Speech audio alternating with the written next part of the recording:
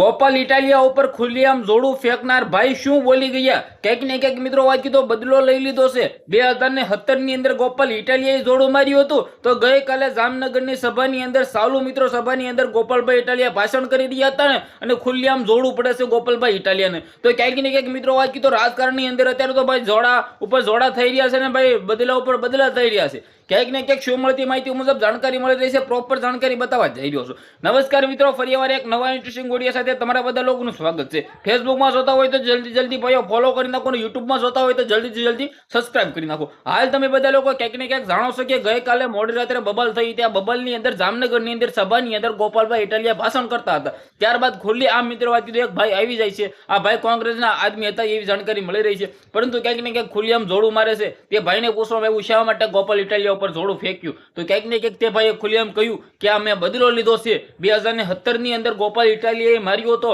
જોડું અને ક્યાંક ને ક્યાંક મેં તેનો બદલો લઈ લીધો છે. ક્યાંક ને ક્યાંક આ ભાઈ આવું બોલી જાય છે, પરંતુ ઘણા બધા લોકો એવું કહી રહ્યા છે કે ભાઈ ગોપાલભાઈ ઇટાલિયા 2017 ની અંદર કર્યું હતું, હવે આ મિત્રો વાત કીધું આ ભાઈએ ગઈકાલે કર્યું છે. તો ક્યાંક ને ક્યાંક રાજકારણની અંદર બદલાવો ચાલી બદલા ઉપર બદલા લેવાઈ રહ્યા છે.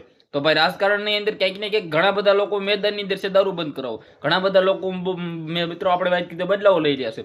તો રાજકારણની અંદર ક્યાંક ને ક્યાંક શું ચાલી રહ્યું છે? શું મિત્રો વાત કીધું લોકો માટે વિકાસ કરવાની જરૂર નથી?